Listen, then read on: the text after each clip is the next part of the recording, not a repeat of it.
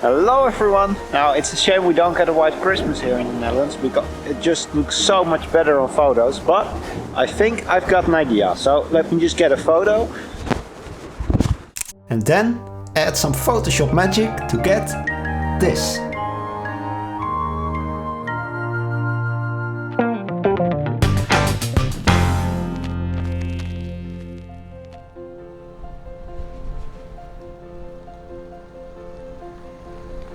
I went to this really Dutch looking place to take the photo. I didn't know what the place kind of looks like. The lake, the farms, the windmill. But I had to look around for a while to find a nice spot. And actually taking some photos here and there helped me to see what the background was going to look like on camera. Even though I knew I'm not really going to use these photos. For me, photos always turn out different on camera than in my head.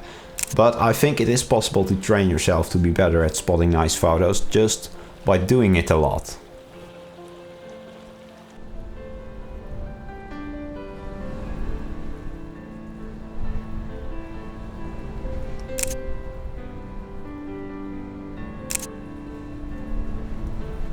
Okay, so I've come back in the car because the audio outside, well, just wasn't good because of the wind. The wind is also very cold, but just not cold enough to get any snow.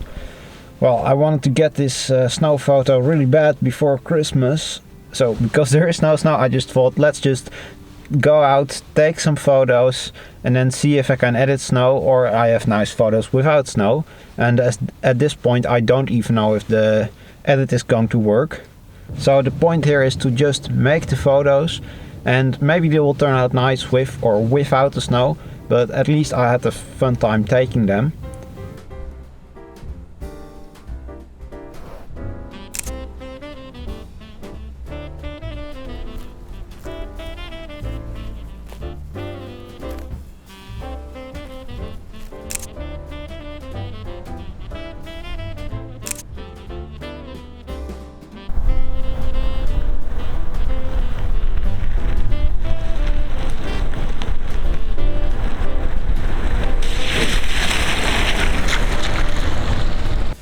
Okay, let's take a look at this photo in Photoshop and see if I can add some snow. Now I have looked this technique up on the internet, but of course not every technique works for every photo, so I'll just try. I first want to clean up the photo a little bit because I don't like these blue things here in the background. So I'm gonna grab the remove tool and just paint them out.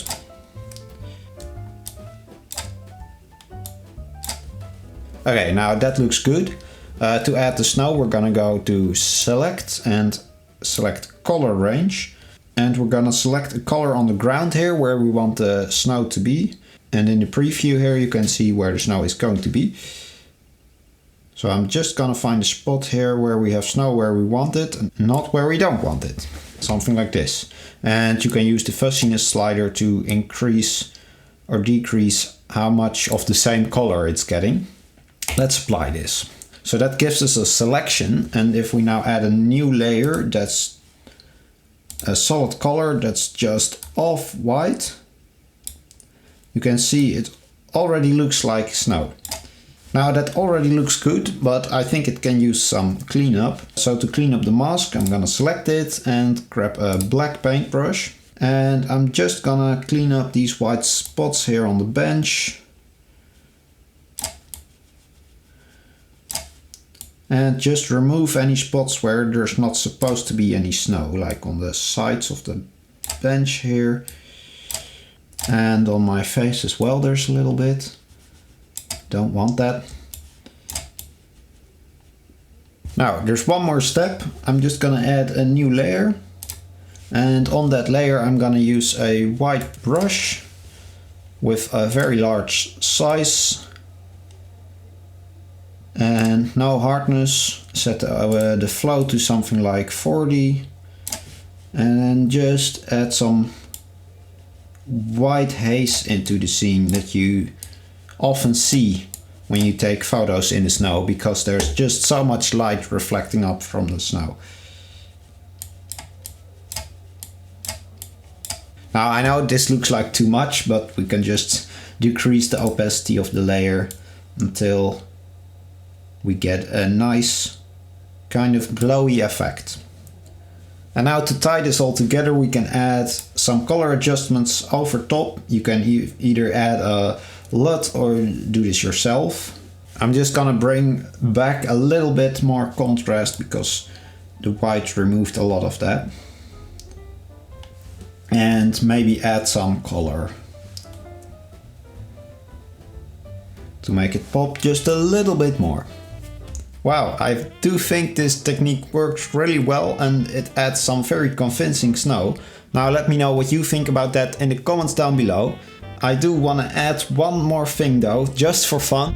But for that, we're gonna move over to DaVinci Resolve. Now I want to bring the photo to life a bit by adding some falling snowflakes just for fun. And I'm gonna do that in Fusion with the particle system. I'm gonna need a particle emitter and a particle renderer, but because this is in 3D, I will also need a 3D renderer. And then we can merge that over the photo and connect them just like this. Now, just because it makes it easier to see, I'm going to get a black background and use that instead of the photo. Now, most of the settings we need to change are on the particle emitter, and we're first going to go over to the region tab. I'm going to switch the sphere over to a rectangle and rotate it 90 degrees over the x-axis to make kind of like a ceiling where the snow can fall from. I'm going to increase the size to make it fit the whole photo and then move it up out of the photo because we don't want to see where the snow is coming from, we just want to see it falling.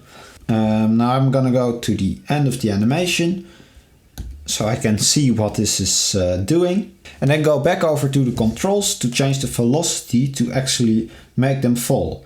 Now I'm not gonna change it a lot because it is still snow and it is very light, so I'm gonna do something like 0.1. And oh, I was like, why isn't it falling? Well, it is falling, but just not in the right direction. So I'm gonna change the direction to 270 degrees. That way it's actually falling down. Now, right now, as you can see, it stops at the middle of the composition. And that's because their lifespan is too short, so they just disappear there. So I'm gonna just up that to 1000 to make sure they fall all the way to the bottom.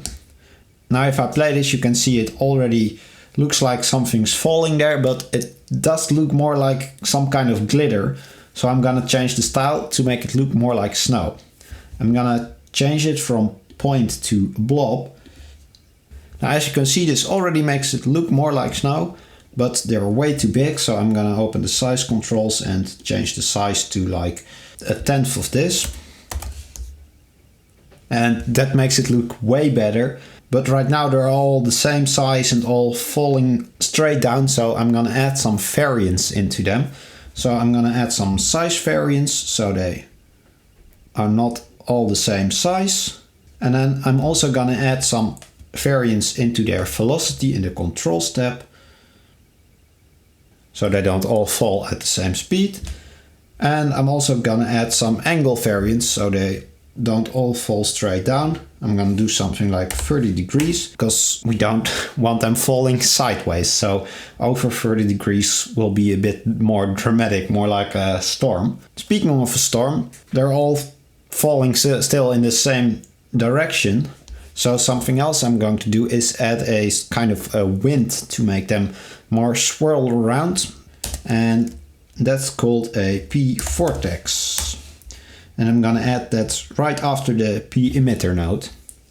Now, if I play this, it's going horizontal spin and kind of fast. So I'm gonna again change the angle to 90 degrees. So it spins in the vertical direction. I'm also gonna increase the size so it spins more of the snowflakes, and right now it's going very fast. So I'm gonna decrease the strength to like 0.2 and also decrease the power to 1/2. So it's not that dramatic. Now at this point there's still one problem, and that's that when the animation starts, the snow just starts falling and we start with a black screen. Now we don't want that. So what I'm gonna do about that is look for the point where the snow filled the whole screen, which is about here, 300. And we're gonna go over to the P-render node, and there's a setting here called pre-generate frames, which basically shifts the animation by an amount of frames, so it starts before the actual timeline starts. And I'm gonna do that by those 300 frames. And at this point we can remove the black background and put the photo behind the snow again. Now there's still one small problem. It looks kind of weird here where the snow is falling before this grass hill. Now it's very easy to solve. I'm just gonna add a simple polygon mask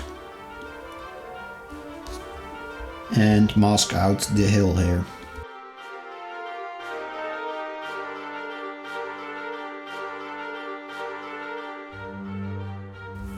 And add some feather to it because the hill is kind of blurry. And I think that looks very nice. It's not a photo anymore, but we brought it to life a bit. I'm very happy with the result here. I think the snow photo turned out great, and the addition of the falling snow is quite fun. If you think the same, please give this video a like and subscribe for more. Now that was it for today. Until next time.